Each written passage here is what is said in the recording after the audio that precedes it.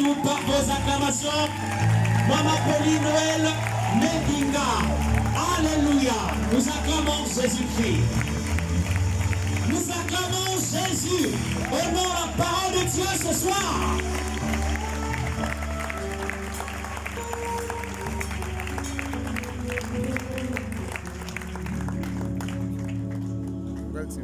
Nous te rendons grâce, éternel notre Dieu, pour ce grand privilège que tu nous accordes d'être en ce lieu pour un but, de retourner toute la gloire et l'honneur. Merci pour ce peuple que tu as convoqué. Merci pour ta parole que tu as prévue. Merci pour l'instrument que je suis, qui servira de transmission de ta pensée. Père, permets que ta présence au milieu de nous ce soir nous fasse du bien. Que ta parole qui sortira, Seigneur, puisse prendre la direction d'un cœur et que nos vies soient totalement restaurées. Que toute la gloire te revienne. Au nom du Père, du Fils et du Saint-Esprit, nous avons ainsi prié. Amen. Amen.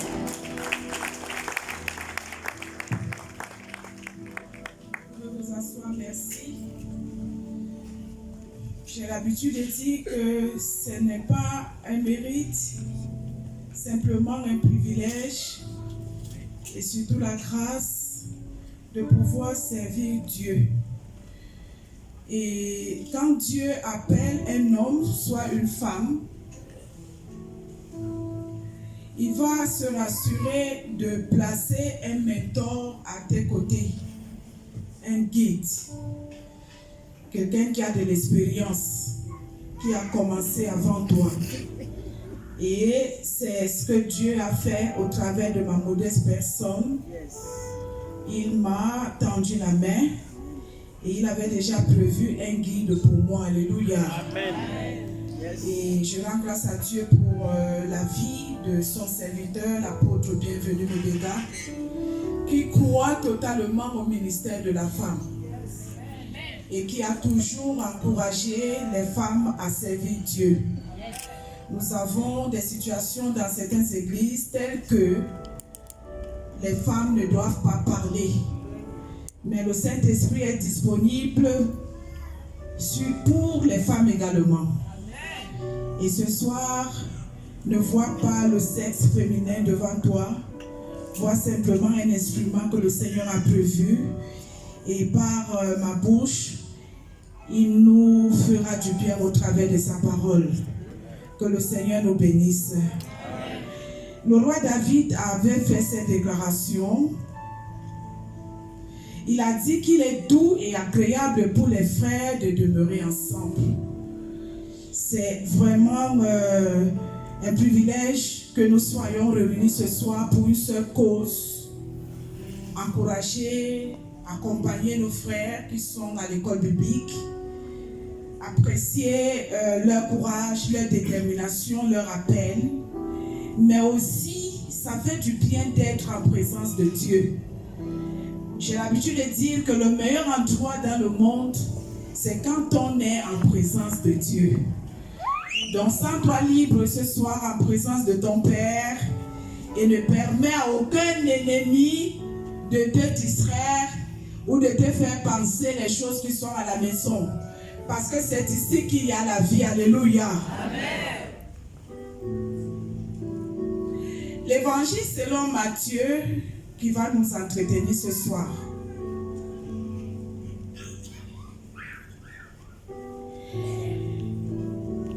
Nous allons voir dans son chapitre 25, à partir du premier verset jusqu'au verset 13.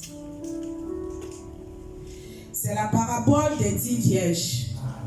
Je vais lire la parole de Dieu. Alors que le royaume des cieux sera semblable à 10 vierges qui, ayant pris leur lampe, allèrent à la rencontre de l'époux. 5 d'entre elles étaient folles et 5 sages. Les folles, en prenant leur lampe, ne prirent point d'huile avec elles. Mais les sages prirent avec leur lampe de l'huile dans des vases. Comme l'époux tardait, toutes s'assoupirent. et s'endormir.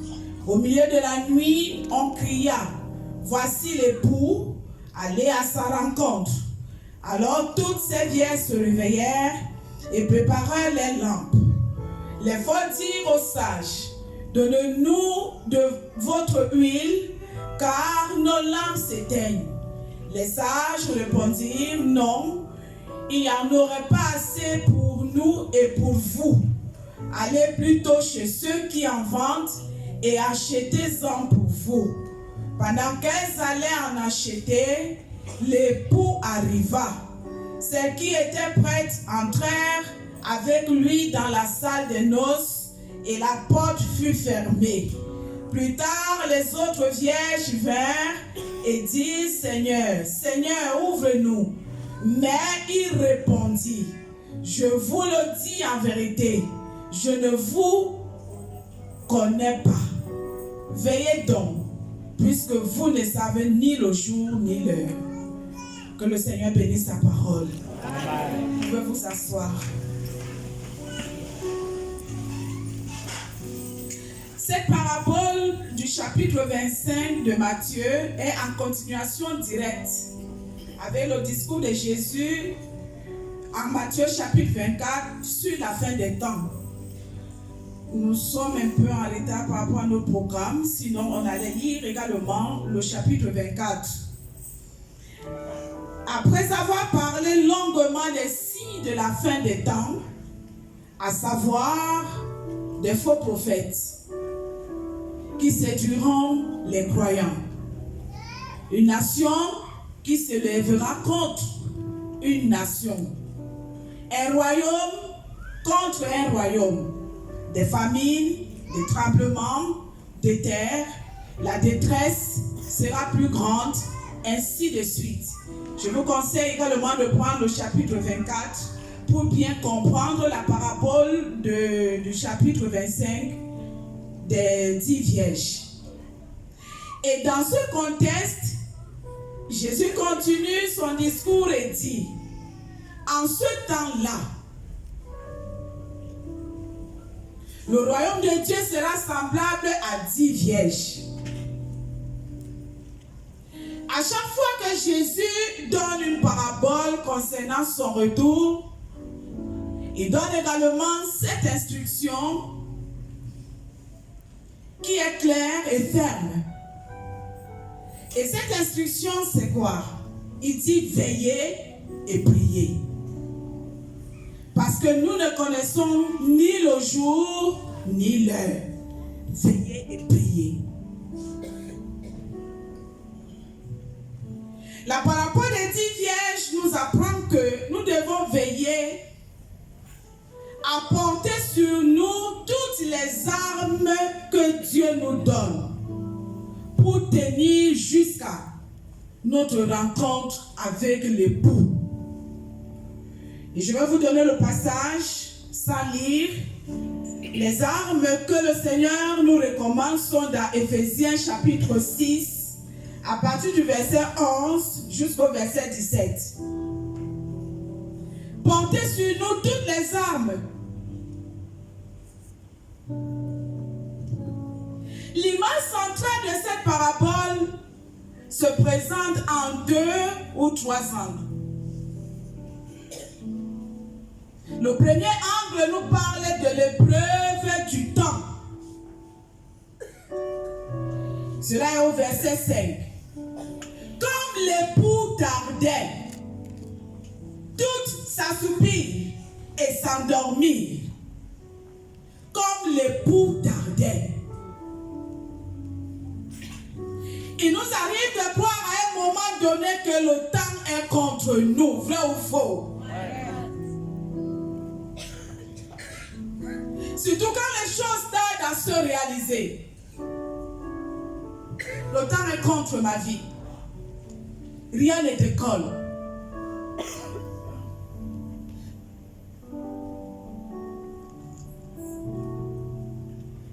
Mais je suis venu cet après-midi te dire que reste déterminé, reste constant, que le temps temps ne te paralyse pas. Qu'il ne te refroidisse non plus. Parce que comme l'époux tardait, les 10 vierges se sont assoupies et elles se sont endormies. Que le temps ne te paralyse pas. N'abandonne pas le Seigneur parce que le temps est contre toi. Je veux me marier, le mari ne vient pas. Je veux faire des enfants, les enfants ne viennent pas. Je veux un emploi, l'emploi n'est pas là. Le temps est contre moi.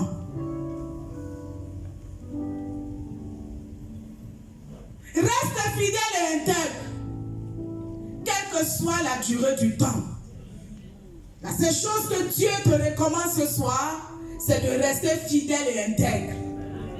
Parce que le temps appartient à Dieu. Alléluia. Le preuve de la nuit s'exprime de 2 manières.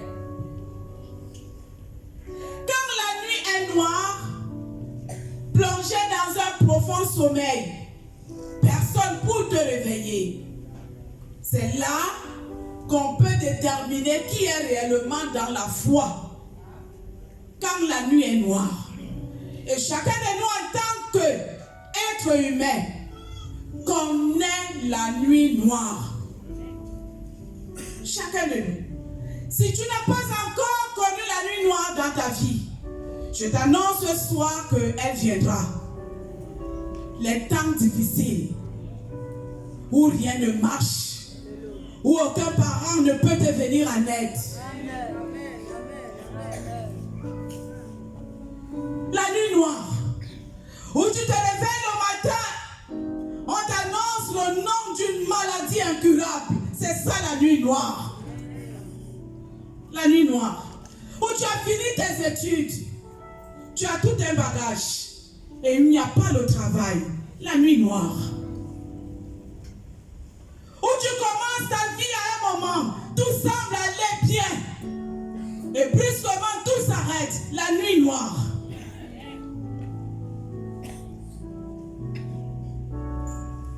La nuit noire.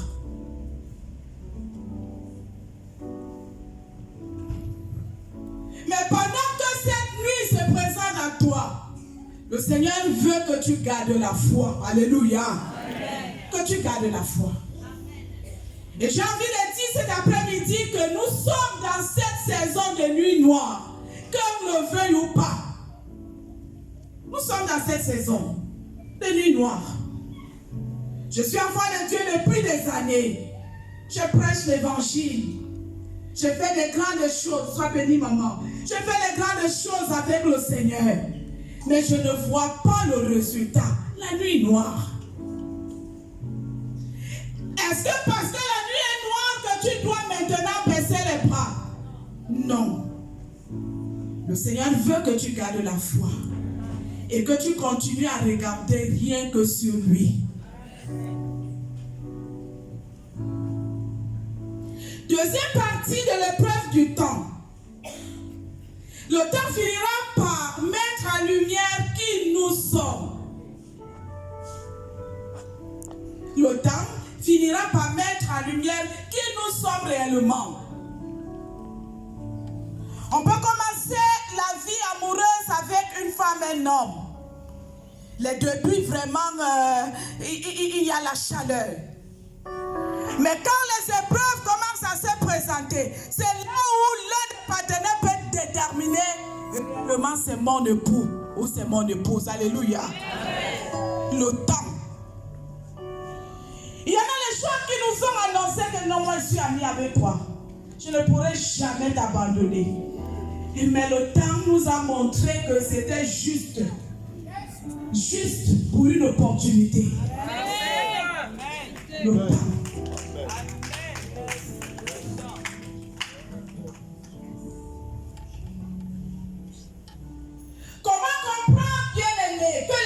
Vierges sont toutes conviées à la rencontre de l'époux.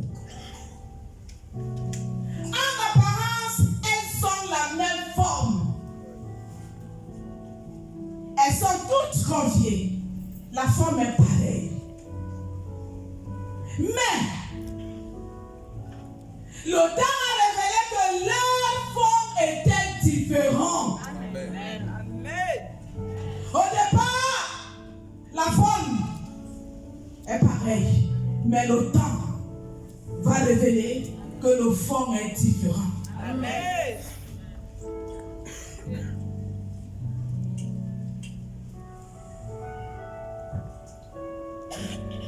On peut être à l'institut biblique ensemble. Commencer en première année. Terminer jusqu'en 4e année. Qui soit l'école pastorale. Ça n'a rien à y voir aux yeux de l'Éternel. C'est le fond qui va déterminer qui est réellement appelé de Dieu. C'est le fond qui détermine qui est réellement appelé de Dieu. Les 10 vierges ont commencé, ont été interpellés ensemble pour la rencontre de l'époux. Mais quand l'époux arrive, il n'y a que 5 qui rentrent. Et les 5 autres sont appelés les vierges folles. Amen. Je refuse au nom puissant de Jésus-Christ que tu sois appelé un jour vierge folle. Amen.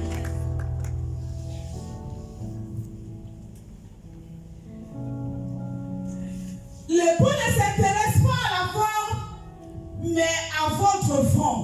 Qui est votre vraie personnalité? Le fond. L'homme intérieur. C'est ça qui nous prouve qui vous êtes réellement. Appartenir à une dénomination, ça n'a rien à y voir avec la chrétienté. Mais il faudrait qu'on rentre dans votre vie et qu'on puisse puiser réellement votre vraie personnalité, montrer que vous êtes un vrai enfant de Dieu. On peut même être à l'institut biblique de sortir un Judas. Et je refuse qu'il y ait un Judas ici au nom de Jésus. Le fond. La forme nous montre que j'ai été enseigné. Tout à l'heure, on va donner les diplômes. Mais le fond, c'est quand il y a les épreuves. Le fond, c'est quand il faut afficher ton caractère. Le fond, c'est quand il faut montrer à tous ceux qui t'entourent que je suis un réel enfant de Dieu. Le fond, c'est ton langage. Le fond, c'est ton caractère. Mais on peut aller à l'église de lundi à dimanche. Là, c'est la forme. Mais Dieu veut voir notre fond. Les 5 vierges sages qui avaient un bon fond, ce sont elles qui ont entendu le cri de l'époux.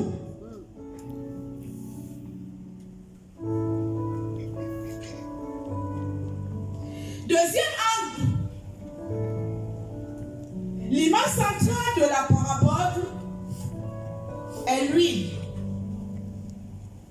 Les 5 vierges folles ne prirent pas d'huile avec elles, alors que les vieilles sages en prirent.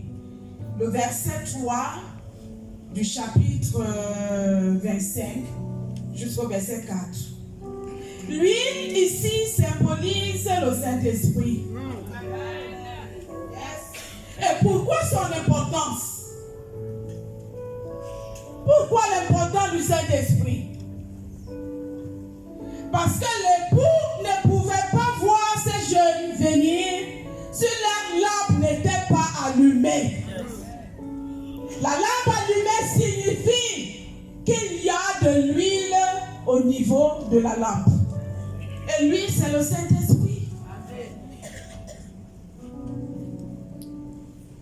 On ne peut pas, bien aimé, être un enfant de Dieu n'ayant pas le Saint-Esprit, manquant de l'huile dans votre lampe.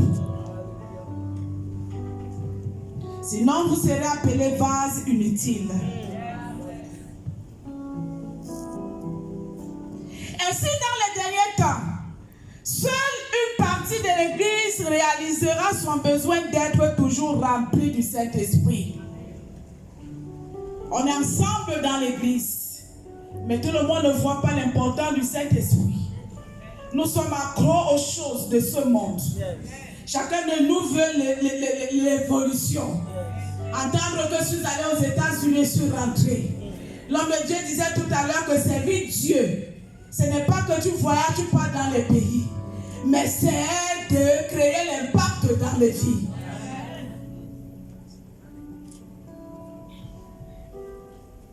Que Dieu nous aide à être de la bonne partie. La communion intime avec le Saint-Esprit joue un rôle déterminant. La communion intime avec le Saint-Esprit. Parce que c'est le Saint-Esprit qui nous connecte avec l'époux. Et si nous n'avons pas le Saint-Esprit bien aimé, ça ne sert à rien. C'est mieux d'abandonner. Chacun de nous devait aspirer à voir le Saint-Esprit et surtout la plénitude du Saint-Esprit. Ne pas avoir le Saint-Esprit pour une saison, mais être en permanence rempli du Saint-Esprit. C'est en ce moment qu'on peut prétendre entendre le son de l'époux.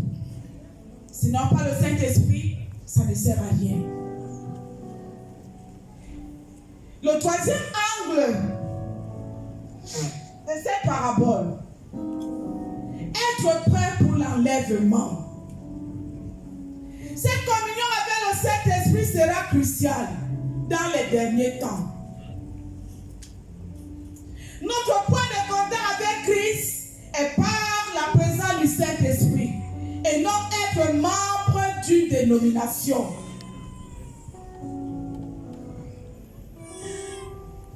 De fois, nous voulons qu'on connaisse le nom de notre église.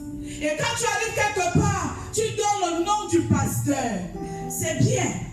Mais Dieu veut, bien aimé, que nous soyons remplis de sa présence, que nous soyons remplis du Saint-Esprit, parce que c'est le Saint-Esprit qui nous connecte avec l'époux. Et non marcher avec le nom de ton pasteur. Je suis l'enfant de tel. C'est bien. Mais est-ce que tu es rempli du Saint-Esprit? Est-ce que si l'époux pouvait revenir aujourd'hui, tu pourras entendre le son de la trompette?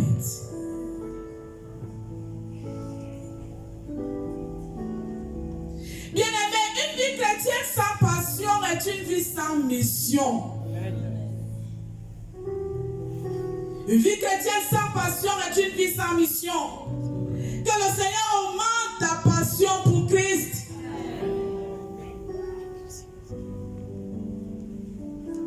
Et la passion ici, c'est l'envie, c'est le zèle de pouvoir servir Dieu. Alléluia. Le zèle de servir Dieu. Ne pas être juste comme ça à l'église, mais avoir l'envie de servir Dieu, de connaître Dieu. Je ne suis pas un spectateur à l'église. Le Seigneur veut que nous soyons les acteurs. Amen. Amen. Tout à l'heure, on a lancé l'appel des personnes qui pouvaient s'intéresser à venir se faire former. Et l'homme de Dieu a insisté en disant que même le gouvernement est pour la formation. Les temps vont arriver, bien aimés, on n'aura plus l'occasion de se réunir comme nous sommes là ce soir. On n'aura plus cette occasion de se réunir. Pour cela que chacun de nous doit se rassurer que sa lampe est remplie d'huile. Que le Saint-Esprit est en vous et qu'il travaille. Le Saint-Esprit est en vous. Jésus parle d'être prêt pour son retour. Il dit qu'il faut occuper le terrain jusqu'à ce qu'il vienne. Cela est dans Matthieu chapitre 24, le verset 36. Mais pour occuper le terrain, il te faut l'équipement. Il faut que tu sois équipé. Connaître la parole de Dieu. Quitter le stade de bébé au lait. Quitter le stade de nous rappeler que je suis membre de cette église depuis sa fondation. Quitter le stade de dire que je marche avec le serviteur de Dieu.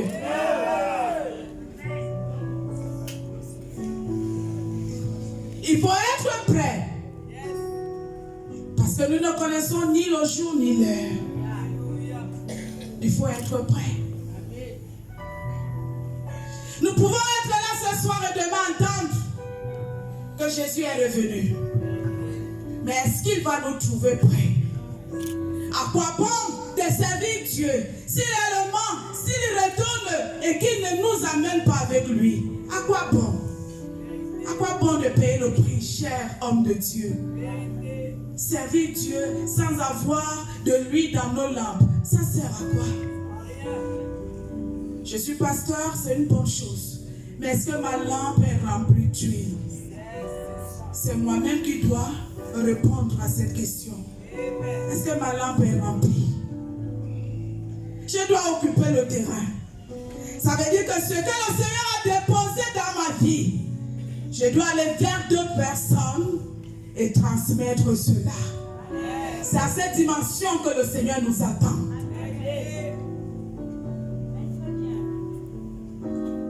Et qu'est-ce que le Seigneur a déposé dans ta vie? Qu'est-ce qu'il a déposé?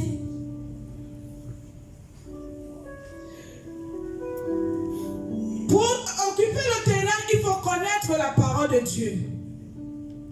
Connaître la parole. Permettre que cette parole soit en nous. Connaître, c'est une chose. La vivre, c'est la meilleure. Yes. Amen. Amen. Il faut connaître la parole de Dieu. Il faut être capable de la vivre. Il faut être capable de vivre la parole. Et quand on nous regarde, qu'on voit le résultat de la parole sur nous. Yes. C'est pas qu'on affiche dans nos salons les diplômes. J'ai été dans telle école, telle école, telle école. Mais quand on fouille dans votre vie, c'est du n'importe quoi. Cela ne sera pas votre cas au nom de Jésus-Christ.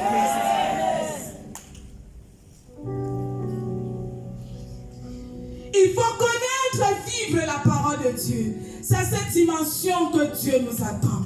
Vivre la parole de Dieu. Il faut vivre la parole. Bien-aimés, si nous marchons avec le Seigneur dans la foi et l'obéissance, et si nous lui faisons confiance, il nous rendra prêts pour son retour. Il faut l'obéissance, il faut la confiance, obéir à sa parole, faire confiance à Dieu, faire confiance à Dieu, l'obéir totalement. Quel est le plan que Dieu a pour vous? Vous soumettre à ce plan, quel que soit le prix à payer, vous soumettre à ce plan et permettre que Dieu soit glorifié au travers de votre vie. Amen. Que le Seigneur nous aide à se préparer et surtout à être prêt pour son retour. Que Dieu vous bénisse. Amen.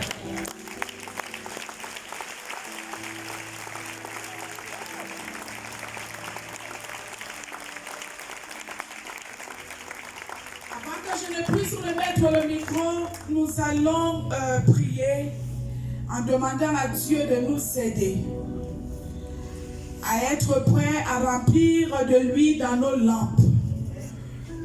Servir Dieu, c'est du travail. Payer le prix pour les âmes. Aller partout évangéliser. Gagner une âme à Christ, ce n'est pas facile. Mais si nous restons, nous faisons ce travail sans qu'on ne puisse se préparer pour le grand retour. J'ai envie de dire que nous perdons le temps. Nous allons dire à Dieu de nous aider à remplir nos lampes et afin que le retour de Christ ne puisse pas nous surprendre. Prends du temps, commence à prier maintenant. Seigneur, merci pour ta parole. Merci pour ta parole. Merci pour l'interpellation. Merci de nous aider à comprendre, Seigneur, quelle est ta volonté pour nous. Merci de nous aider à vivre ta parole. Merci, Seigneur, de permettre que nos lampes soient remplies, quelle que soit la circonstance devant nous. quelle que soit la situation devant nous, que nos langues soient remplies, afin que Seigneur, quand tu reviendras, que nous soyons capables d'entendre le son de la trompette. Que ton nom soit honoré, que ton nom soit béni. Merci. Au nom puissant de Jésus-Christ, nous avons ainsi prié. Amen. Amen.